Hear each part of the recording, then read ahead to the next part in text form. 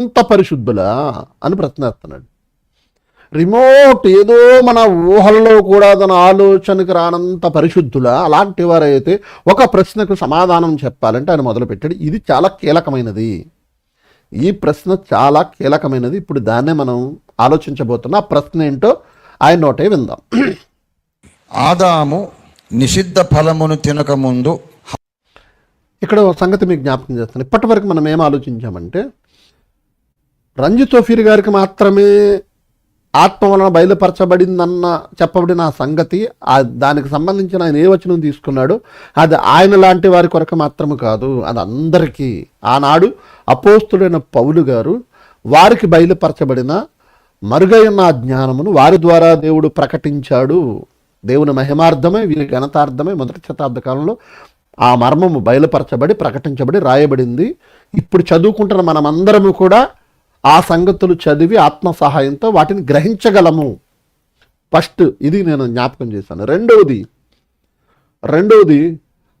ఈ మహిమ దేహానికి ఇప్పుడున్న ఈ శరీరానికి ఉన్న అవయవాలు వాటి పనితనం ఉన్నట్టుగా అక్కడ ఉండదు, అది తెలియదు. అసలు ఆ మహిమ దేహం ఎలా ఉంటుందో దేవుడు చెప్పలేదు. దాని గురించి ఆలోచించొద్దు. ఆయన వచ్చినప్పుడే మనం ఆయనను ఉన్నట్టుగానే మనం మారతాము. ఆయన ఎలా ఉన్నాడో అప్పుడే చూస్తాము. అప్పుడు ఆయన ఎలా ప్రత్యక్షమవుతాడో కూడా మనకు తెలియదు, వద్దన్నాడు.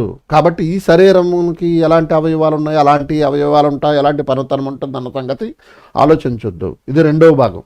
రెండవదిగా నేను చెప్పేశాను. మొదటి వివరణ, రెండవ ప్రశ్నకు సమాధానము. ఇప్పుడు మూడవది అసలైనది, ఆయన మాట్లాడుతున్న మాట. పరిశుద్ధులు వీళ్ళైతే ఒక మాటకు సమాధానం చెప్పాలి. ఆదాము నిషిద్ధ ఫలమును తినకముందు హవ్వతో సంసారం చేసి ఉంటాడా లేదా ఆలోచించాలి.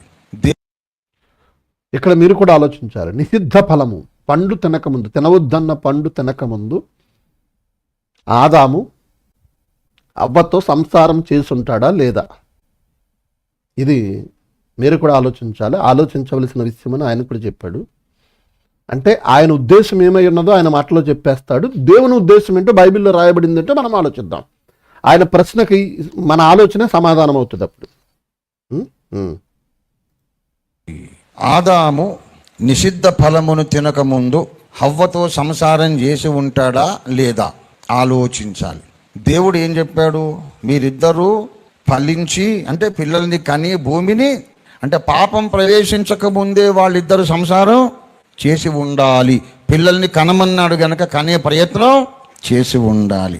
ఒకవేళ ప్రయత్నమే చేయకుండా ఉంటే, సంసారమే చేయకుండా ఉంటే, పిల్లల్ని కనడానికి ప్రయత్నమే చేయకుండా ఉంటే, ఆదాము హవ్వల మొదటి అవిధేయత పండు తినడం కాదు, పిల్లల్ని కనడానికి ట్రై చేయకపోవడమే ఫస్ట్ డిసొబీడియన్స్ అవుతుంది.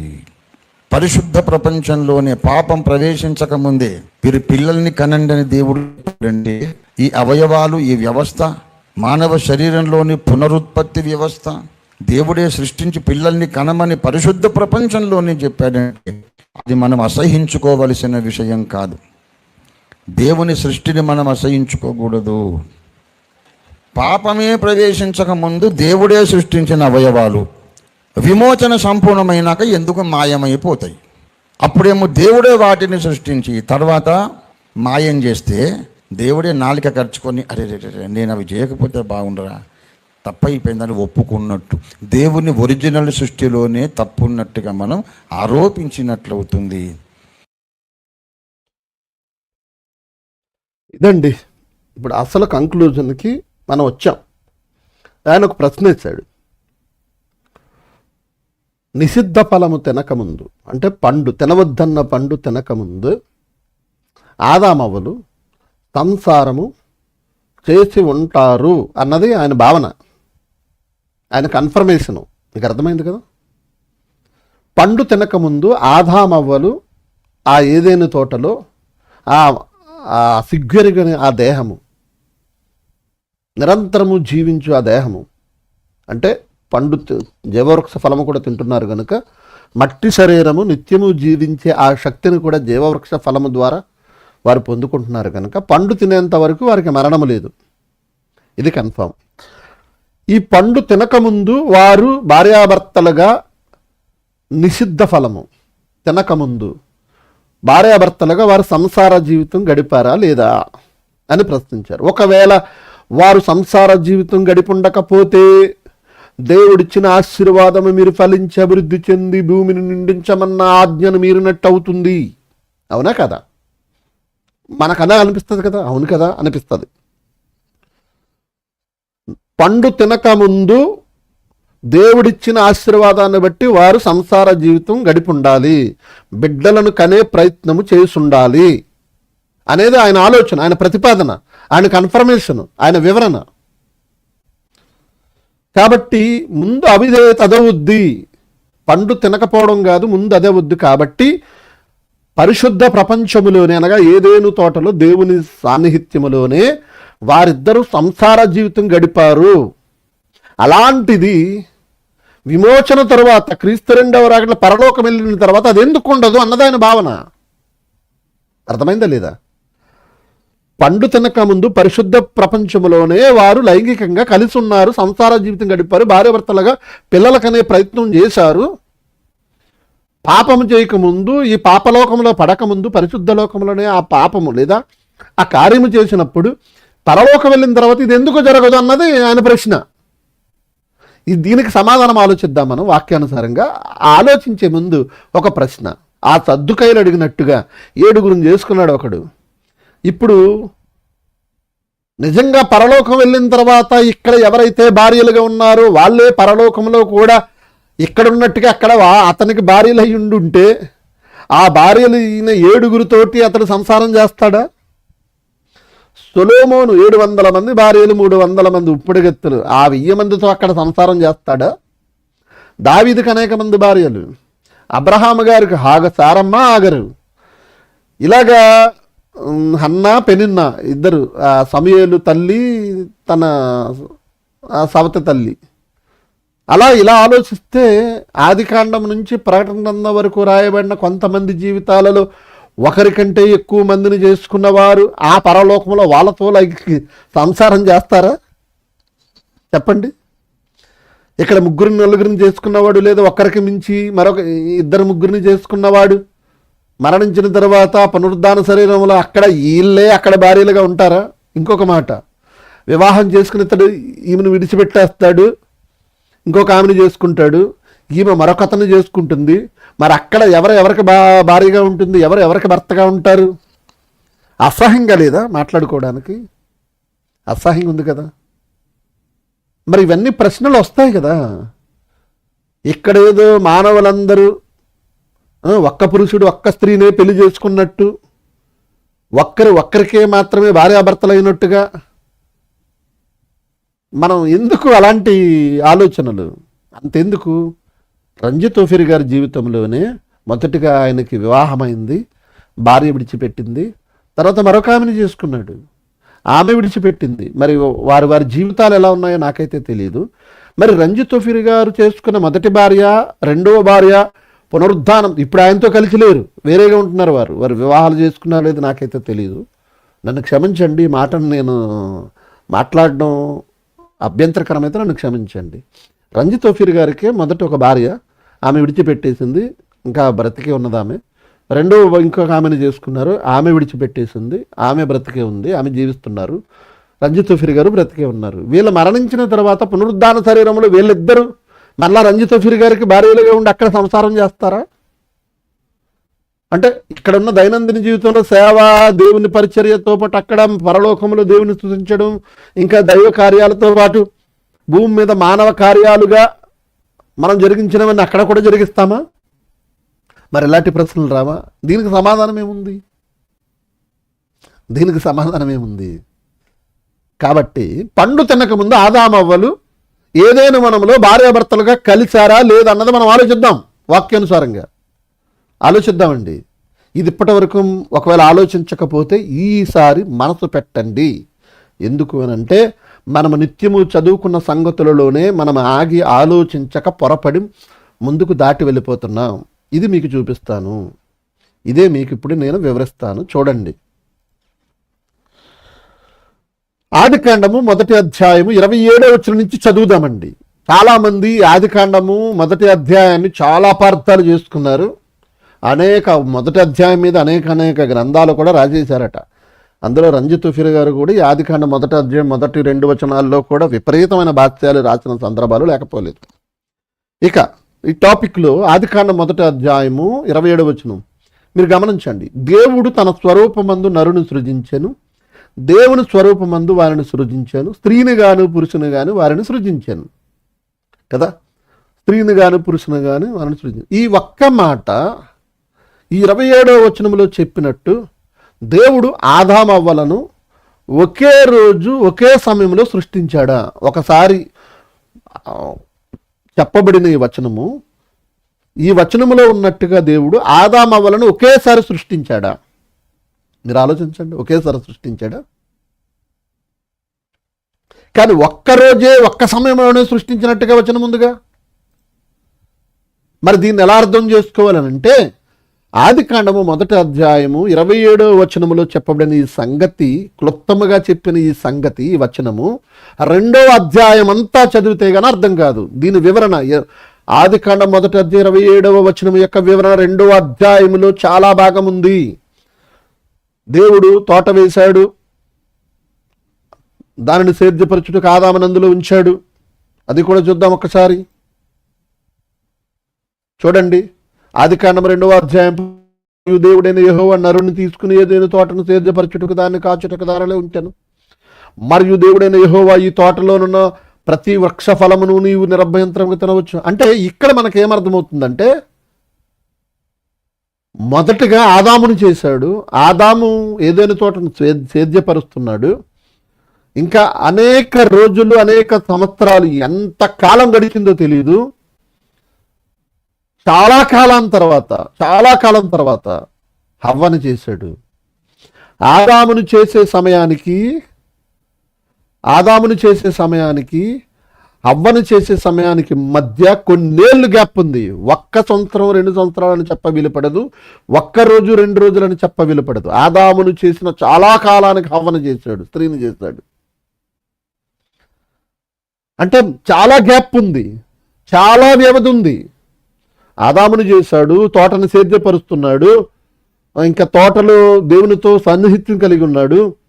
ఆ తర్వాత జంతువులకు, పక్షులకు, అంటే క్లుప్తంగా రాయబడిన 2వ అధ్యాయమే చాలా పెద్ద వివరణ. మొదటి అధ్యాయం 27వ వచనం యొక్క ఆ వివరణ 2వ అధ్యాయంలో అనేక ఏళ్ళు కొనసాగిన సందర్భాలు అవి. ఆదామవ్వలను ఒకే రోజు ఒకే సమయంలో చేయలేదు. ఇది ఎందుకు గుర్తు చేసినా మీకు అర్థమవుద్ది. అంటే ఆదామును చేసిన తరువాత వెంటనే హవ్వను చేయలేదు, చాలా కాలం పట్టింది. ఇది గుర్తుపెట్టుకోండి. కానీ ఇది 27వ వచనం, మొదటి అధ్యాయం 27వ వచనంలో చెప్పేశాడు. 2వ అధ్యాయంలో జరిగిన సంఘటన అంతా మొదటి అధ్యాయంలో క్లుప్తంగా ఒక్క మాటలో చెప్పేశాడు కదా.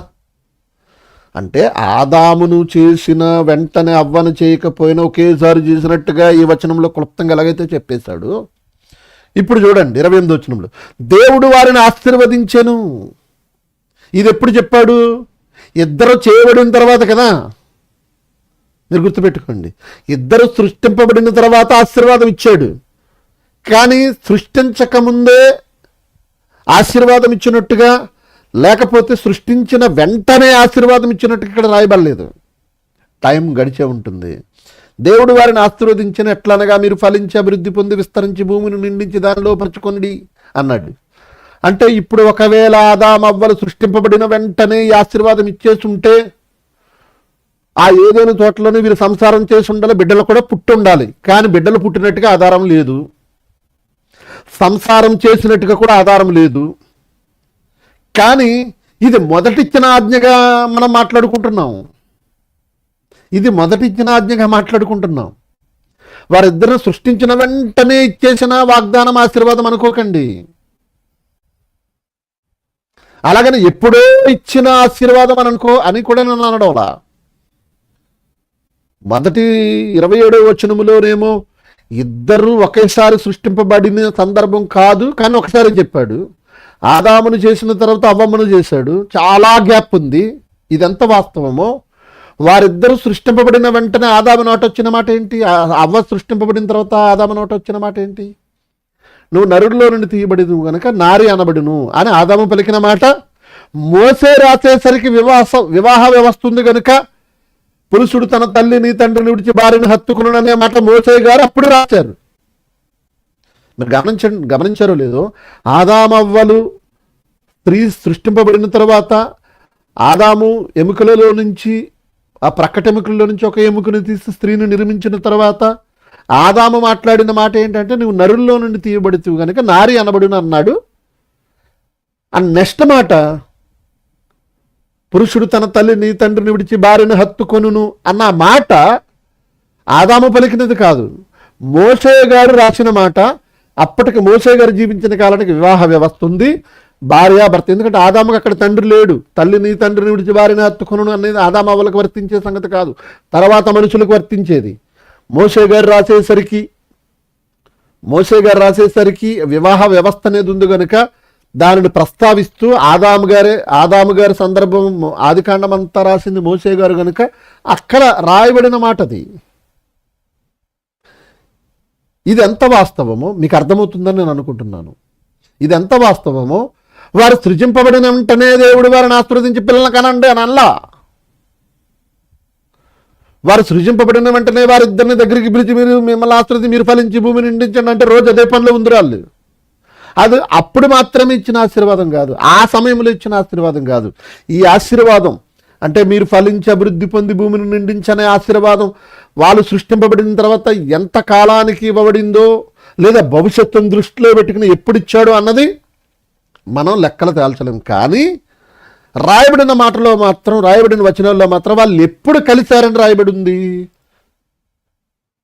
ఎప్పుడు కలిశారని రాయబడింది? ఆదికాండం 4వ అధ్యాయము 1వ వచనంలో రాయబడింది చూడండి. ఆదాము తన భార్య అయిన హవ్వను కూడినప్పుడు ఆమె గర్భవతి కయ్యనుని కని యెహోవా దయ వలన నేను ఒక మనుషుని సంపాదించుకున్నానను. దీనిని బట్టి ఏమర్థమవ్వాలి మనకి? వాళ్ళు పండు తినక ముందు సంసార జీవితం గడపలేదు. సింపుల్గా అర్థమైపోద్ది ఈ మాటను బట్టి. వారు పండు తినక ముందు సంసార జీవితం గడపలేదు, వారికి సంసార జీవితం లేదు. మరి ఆశీర్వాదము ముందిచ్చాడు అనుకున్నారు కనుక ఆజ్ఞ మీరినట్టు అనే భావనలో రంజిత్ తోఫీర్ గారు ఉన్నారు. అర్థమైందా లేదా? రంజిత్ తోఫీర్ గారు ఏమన్నారు గుర్తు లేకపోతే మరొకసారి వినిపిస్తాను, ఎందుకైనా మంచిది. పరలోకంలో అంటే పరలోకానికి వెళ్ళగానే ఎగబడి మనం అదే పాపం చేస్తామని నేను ఏనాడు చెప్పలేదు. ఒకవేళ దానిని మారుమూలగా మన రిమోట్ ఇమాజినేషన్స్లో కూడా చిచి అనుకోవాలి, లైంగికతను మనం అసహించుకోవాలి అన్నంత పరిశుద్ధులు వీళ్ళైతే ఒక మాటకు సమాధానం చెప్పాలి. ఆదాము నిషిద్ధ ఫలమును తినకముందు హవ్వతో సంసారం చేసి ఉంటాడా లేదా ఆలోచించాలి. దేవుడు ఏం చెప్పాడు? మీరిద్దరూ ఫలించి అంటే పిల్లల్ని కని భూమిని, అంటే పాపం ప్రవేశించక ముందే వాళ్ళిద్దరు సంసారం చేసి ఉండాలి. పిల్లల్ని కనమన్నాడు గనక కనే ప్రయత్నం చేసి ఉండాలి. ఒకవేళ ప్రయత్నమే చేయకుండా ఉంటే, సంసారమే చేయకుండా ఉంటే, పిల్లల్ని కనడానికి ప్రయత్నమే చేయకుండా ఉంటే, ఆదాము హవ్వల మొదటి అవిధేయత పండు తినడం కాదు, పిల్లల్ని కనడానికి ట్రై చేయకపోవడమే ఫస్ట్ డిసొబీడియన్స్ అవుతుంది. పరిశుద్ధ ప్రపంచంలోనే పాపం ప్రవేశించకముందే మీరు పిల్లల్ని కనండి అని దేవుడు చెప్పాడంటే, ఈ అవయవాలు, ఈ వ్యవస్థ, మానవ శరీరంలోని పునరుత్పత్తి వ్యవస్థ దేవుడే సృష్టించి పిల్లల్ని కనమని పరిశుద్ధ ప్రపంచంలోనే చెప్పాడంటే అది మనం అసహించుకోవలసిన విషయం కాదు. అర్థమైందండి? ఆయన ఉద్దేశం ఏంటంటే, పండు తినకముందే వారు సంసార జీవితం గడిపారు. ఎందుకంటే దేవుడు వారిని ఆశీర్వదించాడు కదా, ఫలించి అభివృద్ధి చెందమన్నాడు కదా. ఒకవేళ దేవుడు చెప్పినట్టుగా వారి సంసార జీవితం చేయకపోతే, పిల్లలకనే ప్రయత్నం చేయకపోతే, పండు తినడం కాదు మొదటి పాపం, వారిద్దరు కలవకపోవడమే మొదటి పాపం అవుతుంది అన్నది ఆయన ఉద్దేశం. అంటే దాని అర్థం ఏంటి? ఆదాము అవ్వలను అలా సృజించగానే మీరు ఫలించి అభివృద్ధి చెంది ఇదే పనిలో ఉండండి అని దేవుడు ఆశీర్వదించినట్టుగా ఆయన భావిస్తున్నాడు. నేను అడుగుతున్నాను, పరలోక మర్మములు, పరలోకపు దర్శనములు, పరలోకపు మహిమలు ఈయనకి కనబడితే రాయబడి ఉన్న ఈ చిన్న సంగతి ఎందుకు అర్థం కాలేదు? రాయబడి ఉన్న ఈ చిన్న సంగతి ఎందుకు అర్థం కాలేదు? నాకు తెలియక అడుగుతాను. దేవుడు వారిని ఆశీర్వదించినట్ల ఇది ఎప్పుడు జరిగింది? ఎప్పుడు వారిని ఆశీర్వదించాడు?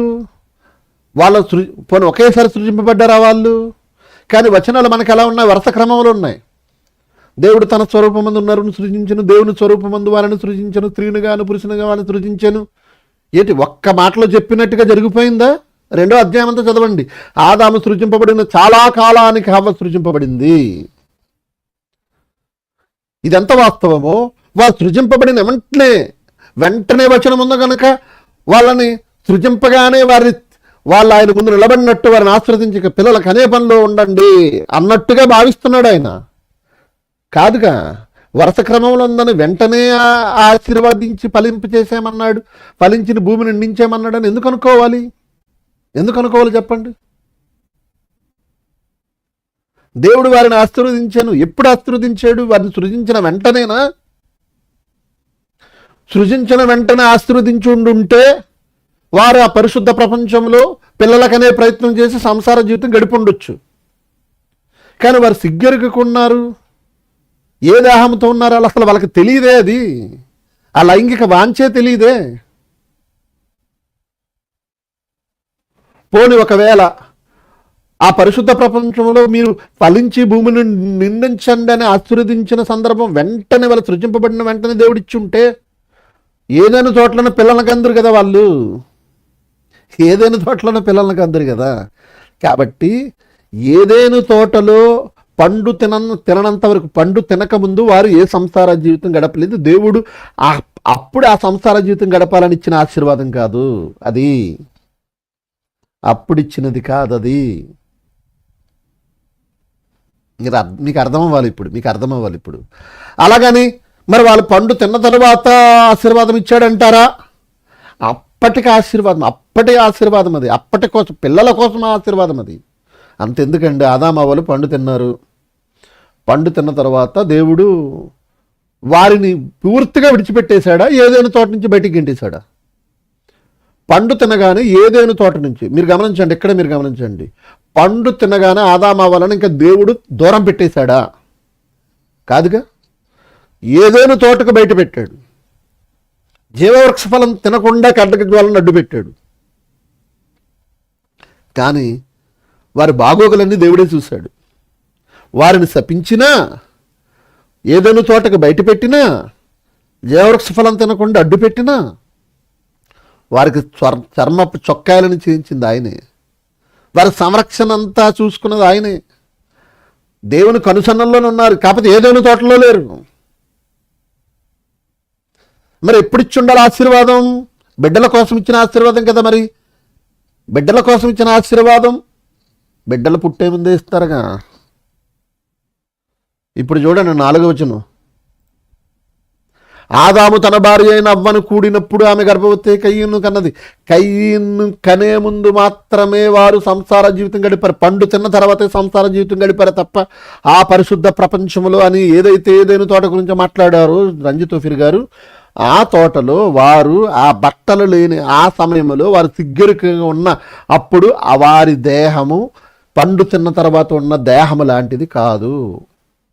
ఆ దేహానికి అవయవాలు ఉండొచ్చు. ఏదైనా తోటలో మట్టి నుంచి తీశాడు కదా ఆదాము నుండి హవ్వను తీశాడు కదా. వారిద్దరి శరీరాలకు ఇప్పుడు మనకి ఏ అవయవాలు ఉండొచ్చు, కానీ ఆ అవయవాల పనితనం పండు తిన్న తర్వాతే. అంతకుముందు అవయవాలు ఉన్నాయి కానీ వాటి పని వారికి తెలీదు, సిగ్గురుగా ఉన్నారు. అసలు ఆ దేహానికి బట్టలు లేవు. బట్టలు లేకపోయినా బట్టలున్నట్టుగా వారు నడుచుకున్నారు. మట్టి శరీరమైన శాశ్వత కాలం జీవించే ఆ జీవవృక్ష ఫలం తింటున్నారు. ఎప్పుడైతే పండుతున్నారో చావు మొదలయ్యింది వాళ్ళకి. అప్పటి నుంచి ఆయుష్ నిర్ణయింపబడింది. ఆదామును మట్టి నుంచి తీసిన వెంటనే దేవుడు ఆయుష్ని పెట్ల. పండు తింటారన్న సంగతి తెలుసు, వారు భార్యాభర్తలిద్దరూ కలుసుకోవాలని తెలుసు, బిడ్డలు పుట్టాలని తెలుసు, భూమిని నిందించాలని తెలుసు. ఇదంతా జరగబోయే ప్రణాళికను దేవుడు భవిష్యత్తును దృష్టిలో పెట్టుకుని ఇచ్చిన ఆశీర్వాదము. అది బిడ్డల కోసం ఇచ్చినది కనుక ఎప్పుడు వారు కూడారు అన్నది ఇక్కడ కనబడుతుంది. పండు తిన్న తర్వాతే. ఆదాము తన భార్య అయిన అవ్వను కూడినప్పుడు ఏదైనా తోటలో ఉన్నంత వరకు ఇలాంటి పదం రాయబడిందా? ఏదైనా తోటలో వారిద్దరూ సంసార జీవితం గడిపారు అని రాయబడిందా? కూడారని రాయబడిందా? రాయబడలేదే. వారిద్దరు మొట్టమొదటి శారీరక సంబంధం ఎప్పుడంటే పండు తిన్న తర్వాత. ఇది కన్ఫామ్. కాదంటే నా అభిప్రాయం తప్పైతే నన్ను ప్రశ్నించండి, నాతో డిస్కస్ చేయండి, ప్లీజ్ నాతో మాట్లాడండి, నన్ను అడగండి. నేను అవకాశం ఇస్తున్నాను. ఫోన్లో అందుబాటులో ఉంటాను, వాట్సాప్లో అందుబాటులో ఉంటాను, లేదా ఆన్లైన్లోకి వచ్చి మీతో ఈ విషయం మీద డిస్కస్ చేస్తామని ఓపీరిస్టులు ఎవరైనా ఉంటే దయచేసి రండి. నేను కించపరచడం లేదు, ఓపిరి గారిని కించపరచడం లేదు, దూషించడం లేదు, నేను ఆయన అవమానించడం లేదు. పెద్దవారు, పెద్ద వయసు కలిగిన వారు పునరాలోచించండి. ఓపీరిస్టులు ఎవరైనా ఉంటే నాతో డిస్కస్ చేయండి ప్లీజ్. వీడియోలు పెట్టి అవమానించే పని చేయకండి. మనం అవమానించుకోవద్దు, ఇక మీద డిస్కస్ చేసుకుందాం. పండు తిన్న తర్వాతే వారి సంసార జీవితం ప్రారంభమైంది తప్ప పండు తినక ముందు ఏదేని తోటలో వారి సంసార జీవితం గడపలేదు. ఇది కన్ఫర్మ్. ఇది నా పరిశోధన, నా ఆలోచన విధానం. దీనికి అంగీకరించే వారందరూ మీ కామెంట్స్లో, ఇప్పుడు లైవ్ చాట్లో మీరు కామెంట్స్ పెట్టండి. ఆదాము తన భార్య అయిన అవ్వను కూడినప్పుడు ఆమె గర్భవతి కయీనును కని యెహోవా దయ వలన నేను ఒక మనుషుని సంపాదించుకున్నానను, తరువాత ఆమె అతని తమ్ముడైన హేబేలును కనెను. అంతకుముందు ఇలాంటి పదాలు రాయబడలేదు సుమా. 3వ అధ్యాయంలో కానీ 2వ అధ్యాయంలో ఇలాంటి పదాలు రాయబడలేదు. హవ్వ నిర్మింపబడిన తర్వాత ఇలాంటి సందర్భం రాయబడలేదు. అంటే వారు పండు తినక ముందుటి ఆశీర్వాదం కాదు, అది పండు తిన్న తర్వాతే ఆశీర్వాదం. అదేంటండి, వారిని శపించిన తర్వాత ఆశీర్వాదం ఎలా ఇస్తాడండి? ఇది బిడ్డ ఆశీర్వాదం. నీ నిత్యముగా నీ కష్టార్జితము నువ్వు అనుభవించేది అది ఆశీర్వాదం కాదా? కీర్తన గ్రంథం 128 అధ్యాయంలో ఏముంది? యెహోవా యందు భయభక్తులు కలిగిన వాడు ఇలాగ ఆశీర్వదింపబడును అని. నిత్యముగా నీ చేతుల కష్టార్జితమును నువ్వు అనుభవించేది అది ఆశీర్వాదం కాదా? ఇదిగో ఇదివరకు ఏదైనా తోటలో నువ్వు జీవించినట్టుగా మీదట జీవించవాదాము, నువ్వు చెమటొచ్చి కష్టపడాల్సిందే అన్నాడు. మరి ఆ కష్టార్జితము అనుభవించుట ఆశీర్వాదం కాదా? కష్టపడడం అనేది శాపమయ్యే. మరి ఆ కష్టార్జితం, నిత్యముగా నీ చేతుల కష్టార్జితము నువ్వు అనుభవించేది ఆశీర్వాదం కాదా? నీ భార్య ఫలించు ద్రాక్షావళి వలె ఉంటుంది, అది ఆశీర్వాదం కాదా? నీ బిడ్డలు భోజనపు బల్ల చుట్టూ ఒలివ మొక్కల వలె ఉందరు అనేది ఆశీర్వాదం కాదా? కీర్తన గ్రంథం 128 అధ్యాయం, యెహోవా వలన ఆశీర్వదింపబడిన వాడు ఇలాగ ఉండును, యెహోవా యందు భయభక్తులు కలిగిన వాడు ఇలాగ ఆశీర్వదింపబడును. అంటే పండు తిన్న తర్వాతే ఆశీర్వాదం అది. పోనీ కాదండి అంటారా? నోవాహుకు కూడా సేమ్ ఆశీర్వాదం ఇచ్చాడు చూడండి. ఆదికాండము 9వ అధ్యాయము 1వ వచనం, జలప్రలయం తర్వాత అందరూ జలప్రలయంలో నాశనం అయిపోయారు. నోవాహు కుటుంబం మాత్రమే బ్రతికింది, వాడలోకి వచ్చిన వారు 500 మందితో. మరియు దేవుడు నోవాహును అతని కుమారులను ఆశీర్వదించి మీరు ఫలించి అభివృద్ధి పొంది భూమిని నింపుడి. సేమ్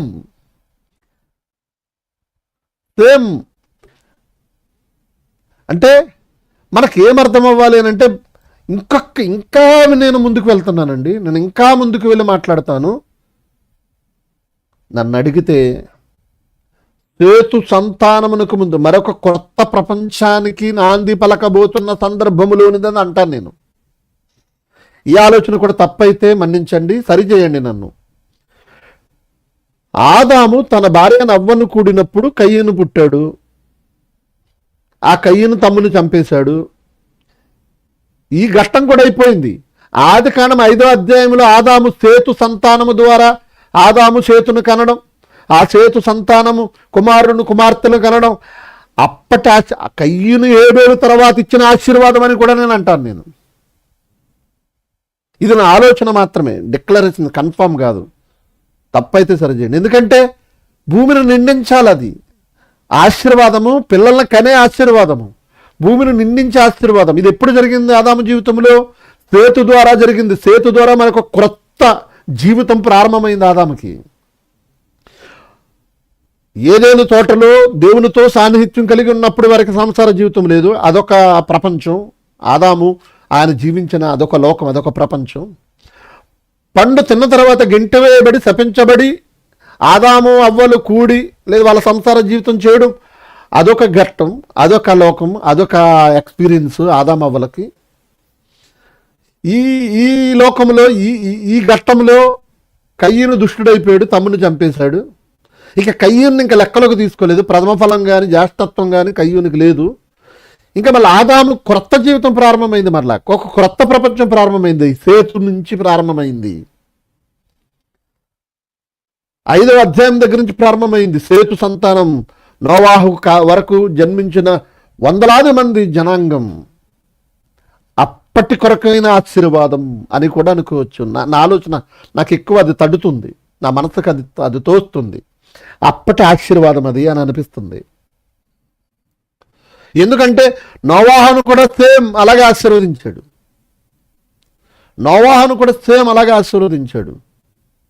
దీన్ని బట్టి మనకు ఏమర్థం అవ్వాలి దేవుని బిడ్డలారా? మీరే ఆలోచించండి. నోవాహును మరియు దేవుడు నోవాహును అతని కుమారులను ఆశీర్వదించి మీరు ఫలించి అభివృద్ధి పొంది భూమిని నింపుడి. వెంటనే ఏమంటున్నాడు? మీ భయమును మీ బెదురు అడవి జంతువులన్నిటికీ ఆకాశ పక్షులన్నిటికీ నేల మీద ప్రాకు ప్రతి పురుగుని సముద్రపు చేపలన్నిటికీ కలుగును. అవి మీ చేతికి అప్పగింపబడి ఉన్నవి.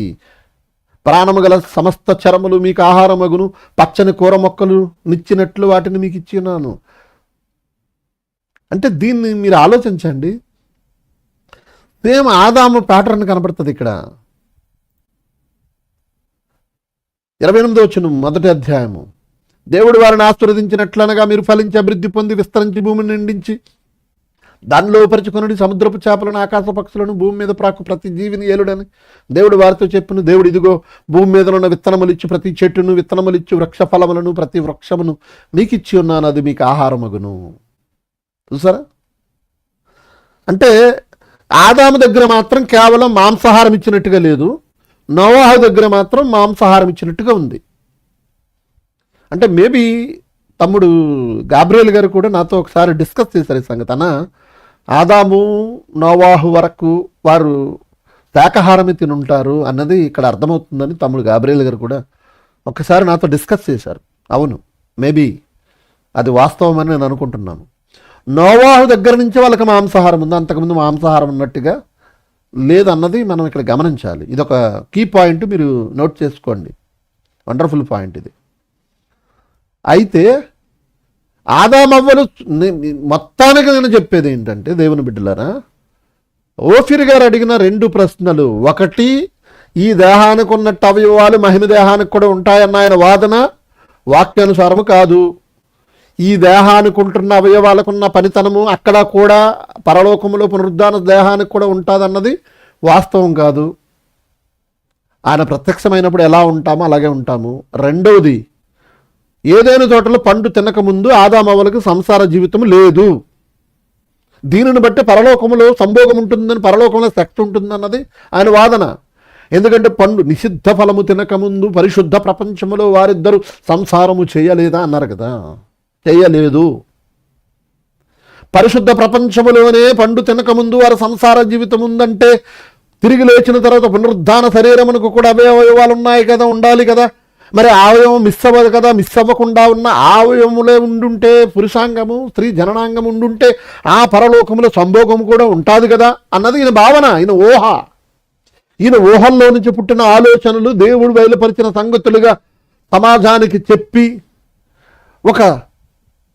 ఒక కల్ట్ అన్నాడు. ఒక కల్ట్, ఒక పనికిరాని ఉపయోగము లేని ప్రజలను నాశనము చేసే, ఇంకా ఏది ఇస్లాం సోదరులు ఖురాన్లో రాయబడినట్టు అక్కడికి వెళ్ళి వీరమరణం పొందిన వారు 72 మంది కన్యకులతో మద్యపానముతో మునిగి తేలతారని ఖురాన్లో ఉన్న సందర్భాన్ని బట్టి హైందవ గ్రంథాలలో ఉన్న ఆ మోక్ష మార్గం వెళ్ళిన తర్వాత అక్కడ అప్సరసలు ఎందరితోటో సంభోగం ఉన్న ఆ సందర్భాలన్నీ దృష్టిలో పెట్టుకుని పరిశుద్ధ బైబిల్ గ్రంథములో కూడా ఇలాంటి సందర్భం ఉంటుంది, దేవునికి కూడా ఇలాంటి ఆలోచనలన్నీ ఆ మునులు మహర్షులు వాళ్ళందరూ ఇక్కడి నుంచే తీసుకున్నారనే ఒక భావనలో ఆయన వెళ్ళిపోయి తన ఊహలలో పుట్టిన ఆలోచనలే పరలోకంలో లైంగిక సంభోగం ఉంటుందని చెప్పిన సందర్భం తప్ప వాక్యానుసారం కాదు. ఇది పక్కా వాక్య విరుద్ధం. వాక్యం సపోర్ట్ చేయదు, దేవుడు ఆలోచన కాదు. ఎందుకంటే ఆయన దేనినైతే కీ పాయింట్గా తీసుకున్నాడో అది ఆయన ఆలోచనలో తప్పు. పండు తినకముందు ఆదామవ్వలు సంసార జీవితం వారికి లేదు. పండు తిన్న తర్వాతే స్పష్టంగా రాయబడింది, ఆదాము తన భార్య అయిన అవ్వను కూడినప్పుడు